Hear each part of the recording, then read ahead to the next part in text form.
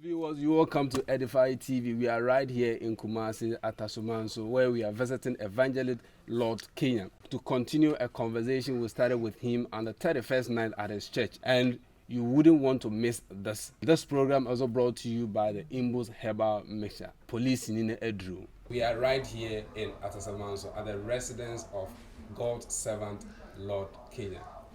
Bro, good morning. Good morning, my brother. And how are you doing? I'm too blessed to be strong. Thanks so much for the reception. The 31st night, I was so blessed at the service, the Face of Grace Covenant Temple. Hallelujah. That is located at the Ahujo behind the Melcom. Right. It was just amazing time that we had. And God's grace, we have entered 2021. Right. And we pray that more things and more blessings will come out. But first, I want to find out, what are your expectations for 2021? Oh, my expectation. Like God said, the Lord says, He's going to restore to us the year that the locusts has eaten, the good things. And like I said on the 31st night, He allowed it, because if He did not allow it, it was not going to come to pass. So my expectation is that He said it, that He's going to restore it. And so like our year, talked about it. I think our year put it in the right way. Restoration and revival. That's what I'm expecting. And don't forget, my name is Kenya. And Kenya means, if you bring it to the Ashanti, the language or the dialect, it will be like Kenyan. Yeah. Which is revival. Revival. So I thought that was right. So I'm looking forward to that. Wow. This revival must be an awesome revival. Hallelujah. Great. It should be all over the churches. It should be all over the world. Something should happen. Revival. Before you can revive, there's supposed to be life. Sure. Once the thing is dead, you can't revive. Sure. And we thank God that whatever that happened, we still have life. Sure. And so that's our message. They should be told that it's by His grace they are alive. And the reason is that revival is coming. Sure. And so we should be expecting revival. Exactly. Revival. That was great fun. But I must remind viewers that our conversation is going to be in 3 parts. What I mean 3 parts is the fact that at the service, you had some of your friends that in those days, when I said those days, you understand. Yeah, right. That, right. You have good time with making a testimony, how the whole journey of the swap from the music industry to the pulpit began. So we're going to have that. And it was not planned. Seriously? I didn't know they were even coming. Seriously? So when you called them, I was like, really? Yeah. I didn't know they were coming. The swappo guy, he was the guy who was selling the drugs. And he was telling his story. Yeah. Like what happened that night. That and, particular and then night. So what he saw and what was revealed to me. Sure. And finally when I got to the church where my father in faith, he's, I have two. The other one is dead, Apostle Samson. Okay. And then he still told his story. It's amazing. And it also, it's just confirmed what I've heard you say at many places over and over again. You're going to walk us through that conversation over time. Then another phase we're going to do is where you step into the podium, the pulpit, to give the message of the year that is crossing over to 2021. Then this interview also will come up as one in a block. Right. So I just want to take us through your discovery of music. That's going way back a little. Your discovery of music. How did it start with you? First and foremost, my greetings to your listeners and Happy New Year. Basically, my music, I would say that from day one, probably when I was in my mom's room, because I'm not 9 months, I'm 7 months born. So it tells you probably I needed to come to this world so early to come and do music. and so once you define music, then I put music in this context. It's making use of sensitivity in creativity. Yeah. So it began when I got to know how sensitive I am in life, how creative I am in life. You understand what I'm saying? So then it got to the secondary school where I noticed that people were they saw it in me too. Because as much as I knew, people also saw in me like, oh, you can do this. You like that. So they used to drum on the trunk, for me to do rap music and all that. So that's how the whole thing began. That was the other side before I became professional. Oh, okay. And I was a footballer. I was athlete too. And so whenever I go for this soccer thing or the football, those activities, when we are done, I rap. Okay. As part of the Jama staff. As Jama staff. Yeah. And sometimes even after I'm done with the race, they will give me microphone for me to rap. Oh. And so and I rap and talk to them about. I told them I'm going to do this and that kind of thing. So way back. So that is the amateur. Before finally I got into music proper, where it is like they said the whole began when I did my first album, Sika. And then the Kokoko with Daso Bridgam, and I rest in peace, and then Sikaba and the rest followed. Wow. There's this assertion by many that I've listened to that your music, even way back, was very prophetic, touches on societal issues, and very influential. If you believe in this assertion, what would, let me put it, what's your view of this assertion? And if you do believe in that assertion, which of your music will you enlist to support this assertion? I think I can basically agree with all that they said about, there was something that I was doing that I did not know. To me, it was about, I'm gifted and I'm doing what I love to do. But I didn't know that every step that I was taking was being directed. You understand what I'm saying? So the typical example will be, probably that would be the Sikampon Fano. I think a lot of the tunes have it. Like Obia the Cat, the Sikampon Fano, Born Again. Wow. It was talking about what it will be, what it is, and what is to come. So it has always been like that.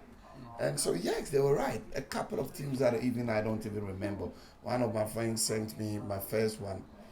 Thanks English rap that I recorded called My Story. And in it I said, this is my story. To God be the glory. When you listen to the track, it's like I was talking about how I'm going to be, what they wanted me to be, and finally what I became. So it has always been like that. And glory be to God. He had his own plan. Wow. And I thank God it is coming to pass now. That's powerful. So how did the whole journey from being the Ghanaian rap mogul or hip life mogul to become a voice in the kingdom, how did it all start?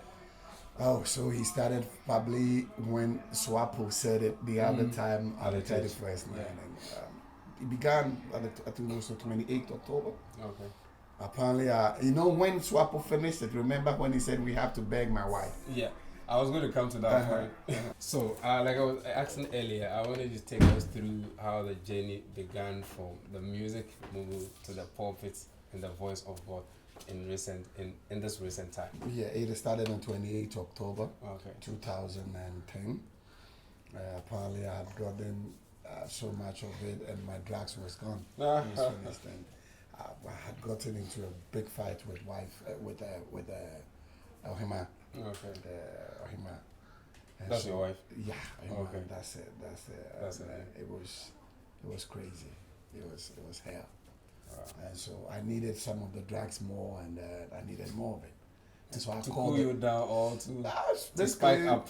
Actually, to just because I was an addict. Okay. So that was my lifestyle. Wow. It was. So I called the guy who was dealing, and he said Swapo and was not coming. So I decided to go to the ghetto. I got to the place, he got a couple of stuff ready.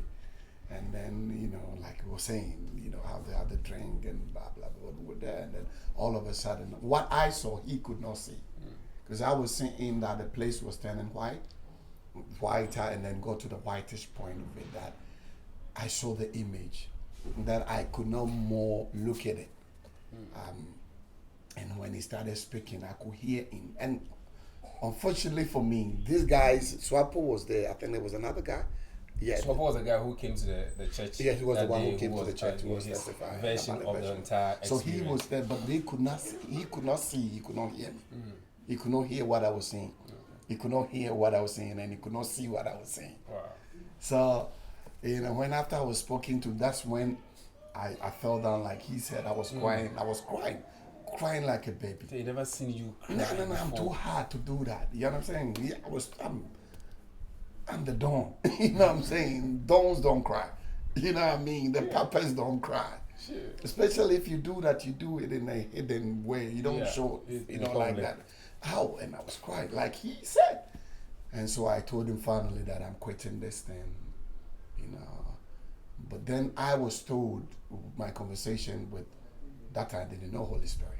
I didn't know anything about Jesus like that, that context. So then the voice said to me, it is through me that you've gotten, you said you've gotten a lot of my people to my opponent. Okay. And it's through you that I'll get them back to myself.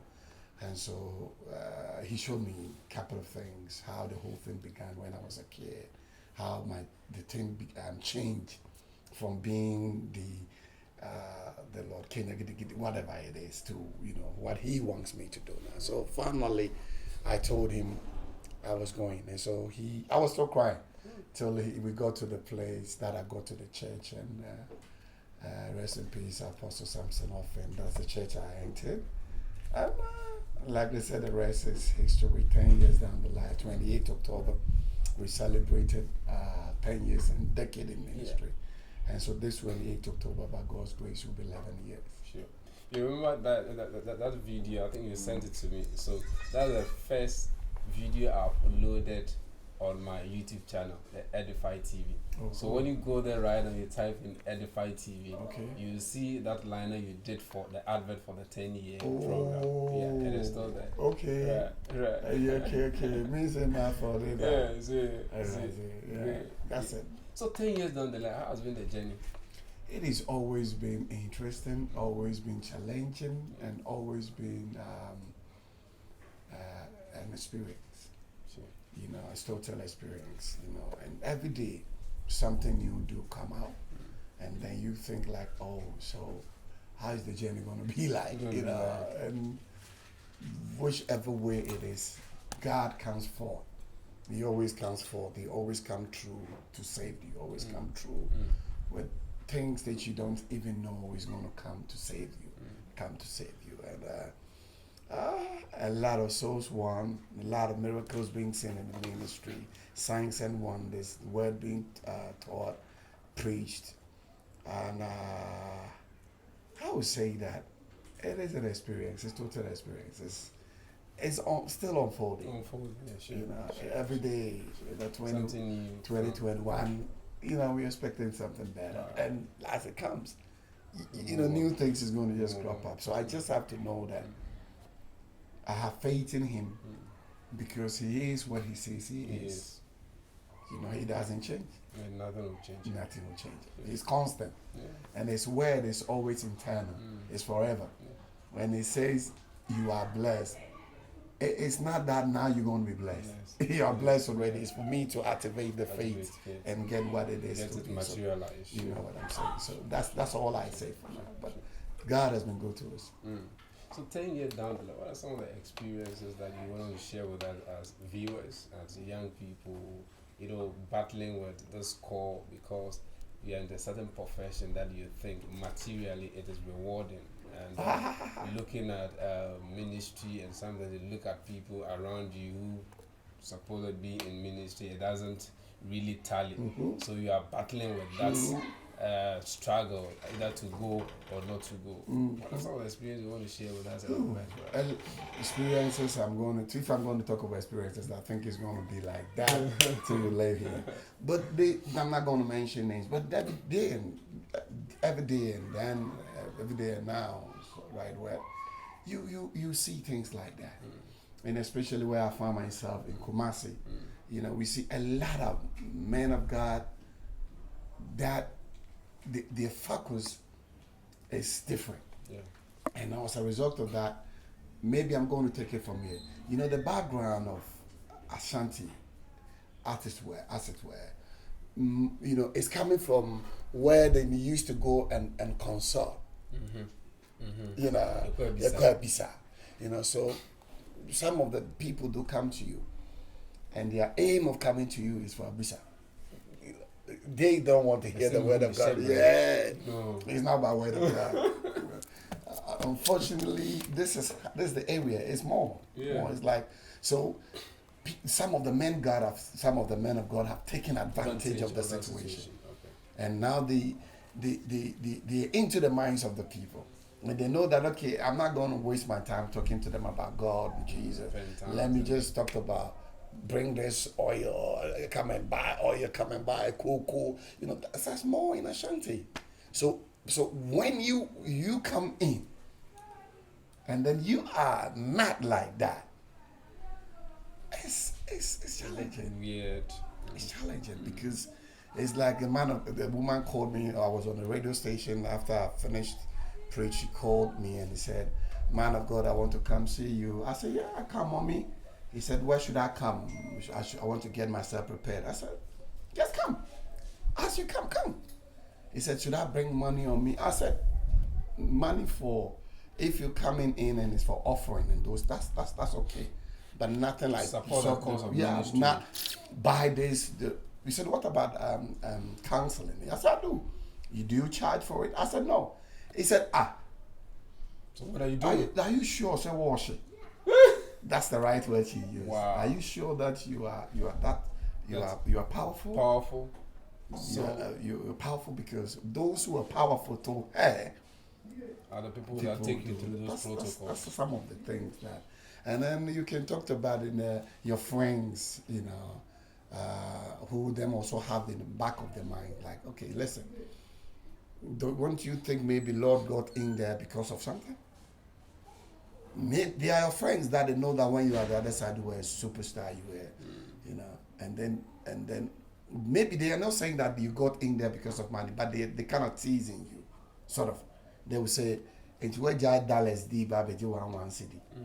You know, I think that is more. And for me, I don't cut you. Let me cut you here. And for me, that is the greatest sacrifice that should define a man who has really been called by God. Hallelujah. But they don't see that, some don't. Because the Lord Kenya we know. Mm-hmm. The affluence that comes with the name. Mm-hmm. And for you to leave all that and to say that you want to do what God has called you to do, it takes only people with the eye to see to know that this man is really called by God. But like I've been saying, God has been faithful. Because me, I know why. One, God always uses the broken things and the broken people. He has never used those who are full and things that are full. He always uses those things that are broken. If he does not break you, he does not use you. So I know that I will not be the same Lord Kenya in the other things and the same Lord Kenya here. In others, if that's supposed to be, then God has asked you a question. Okay. What distinct the Lord Kenya, the music mogul, and Evangelist Lord Kenya, the voice of God in this time? The flesh and the spirit. The Lord Kenya, the other side was so fleshy. It was about things that I have acquired, and I talked about that with all the pride. You know, it goes with it. That's the flesh. So show off. But here, I'm not, because the Spirit controls. Because the Spirit is the army commander. He tells you what to do and what not to do. As much as I'm being sensitive, I hear him say, "Don't do this." As much as, so I'm human. Sometimes I don't, you know. But as much as I can say, here, he is telling me what to do and what not to do. And the other side, I do what I want to do. So that's basically that's the difference. In one of your interviews, I heard you make a statement. I want you to re-emphasize that statement today. You said, the greatest downfall of a man is not to have people around him that could pat him at the back and tell him, "Kweju, you are fooling. Kweju, ujimi, niye enye." I want you to reiterate that because at your height in music, because the people around you are around you for what they will gain. Yes, coward friends. Now, whatever you do, it's cool. It's nice. It's beautiful. Oh, go on. Because you're the one feeding them. If they tell you stop it, how are you going to feed them? So they're going to say that, no, go on. Yeah, be a brave, master. Give me more, you know. But they will not tell you that. One way or the other is going to let you feel, go on and do what you're doing. And that's the greatest downfall, like I said. Then you are dealing with people who them know that you're not doing the right thing, but they can't tell you. That is hypocrisy. That is that is not fair. Because you know that something is going to happen to this guy, but because of what you're getting from him, you are allowing him to go and do it. So who is your friend? The one when you get in trouble that he will be hurt. You know, as much as when you are hurt, I feel it. That's a friend. I you know, your pain is my pain. I feel it. Like, that's happened to. And then the guy who also going to tell me as it is, not because of what he's going to gain from me, but because I am his friend. Yeah. You know, so when you don't have people like that, like I said it over and over, I've been saying it. People like that, if you don't have them, who? You are heading for exactly. And so, like we said earlier on, the fleshy and then the spirit. The spirit, that's the work of the spirit, is to prompt us. You know, because to let us know, hey, master, this thing is not going to be helpful. Stop it, and all that. So at least if you are here, that is there. The Holy Spirit is there to help you out. But the other side, and then you don't have friends who are also going to be there, as it were, check you out. Oh, good morning. Check you out as a, hey, you're going wrong. Then you're going somewhere else. You are heading for a big blow of distraction. Wow.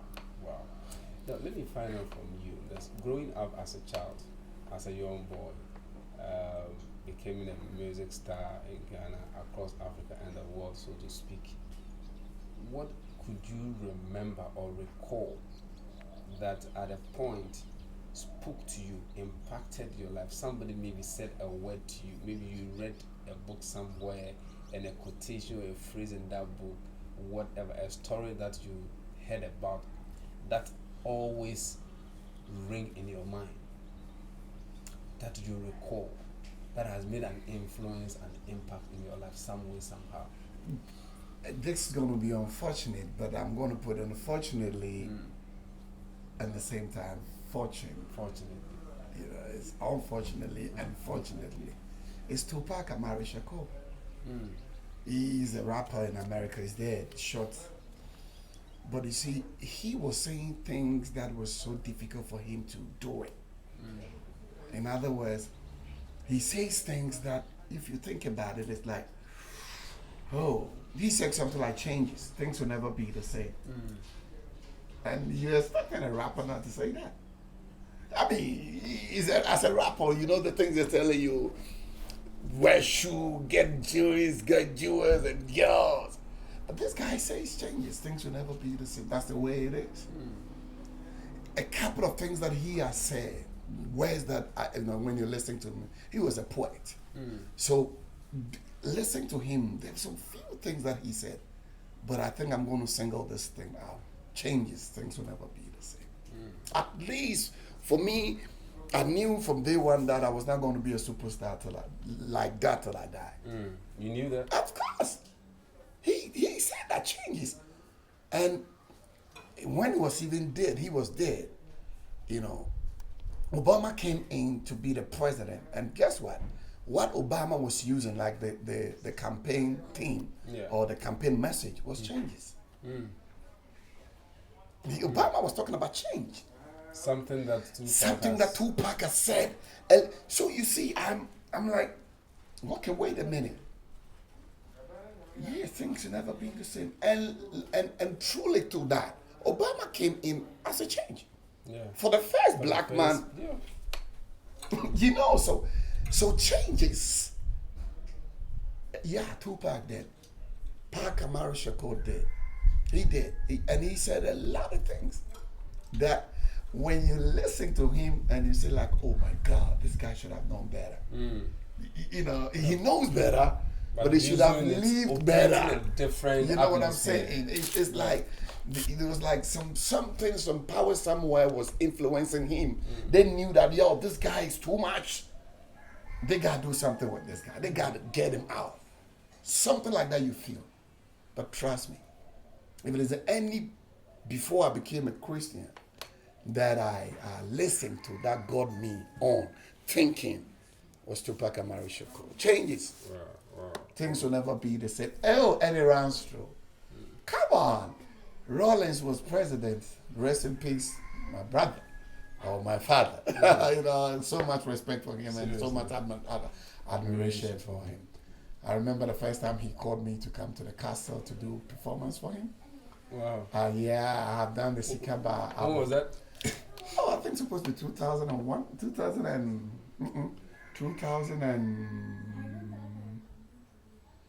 I think early 2000. And what time did he get out from office? 2000? That's 2000. Yeah, so before he was leaving. I think it was 99 there. 99, yeah.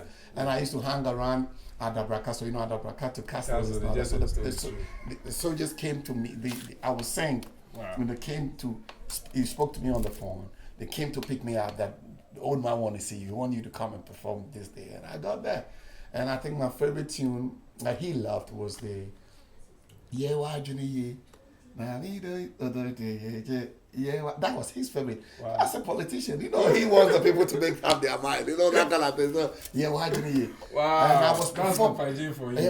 I was performing, and I went way wire, and I spin with my leg like that, and I was like getting close to the face, and the bodyguards they pushed me up like, hey, come on, Charlie, be steady here, Charlie, you crazy. Oh, wow. And whatever he did, changes came, and President Kufuor became president. Whatever President Kufuor did, that's our uncle too. That's our uncle, changes. Talk about footballers. Talk about all those great guys that we've listened to, that we taught up and all that.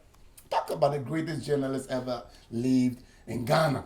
Kobana Dumo, rest in peace, big bro. Hey, the boss player. Changes.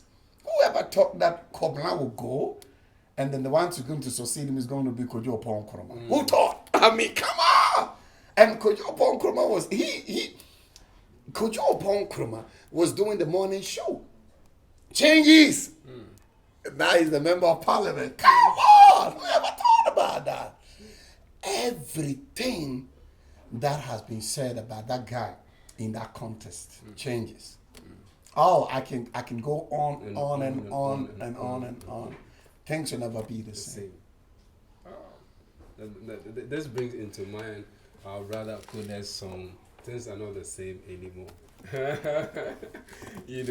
not the way it used to be. That's true. Hi folks, I'm here with the Evangelist Lord Kenya at his residence in Kumasi at the Somanso new site. And we're having a conversation about ministry, about life, about his transition from music industry to the ministry and the pulpit of God, becoming a voice that today echoes strongly for God in this end time. And as we continue, let me just find out from you I put a few thoughts together. I want to seek your view on that. One, I will read.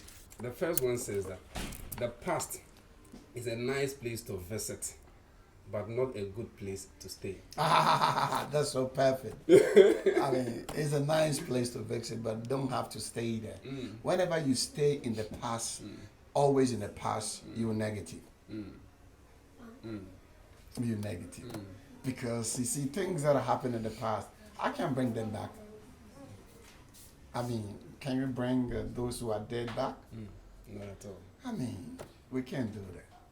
And if all these brothers who are dead, if there's someone I would love to bring him back, I would love to bring all these great guys I mentioned their names. And also like Maradona, Diego Armando Maradona.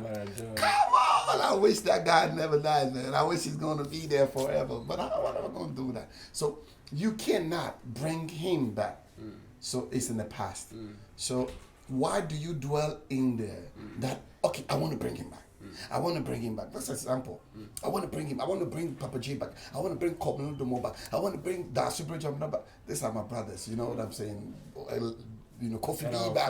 Father Kofi Annan. Kofi Annan and all that. So I'm going to bring them back. So it's in the past, though. I'm still living in the past because it's not going to be possible. I can't myself. How can I bring my past back? You know what I mean? But we have people who always want you to dwell in there. You know, always they want you to. But don't forget that the past is dead. That's why I'm using the dead people as example. The past is dead. You cannot bring them back. You can learn some few things from them, but move on. That's a visit. That's it. Don't stay. Yeah. Once you stay, don't live forever. Yeah, exactly. Once you stay there and you sleep there, you are like a dead man. You're too negative. I don't like to live. I don't like to have people like that around me. I need positive things. So it's true. Asafo, My brother. God bless you. Bless you more. So grateful to have you. Welcome over time. And I must confess that once again I was blessed at the 31st night at the Face of Grace Covenant Temple at Ahujo behind the Melcom.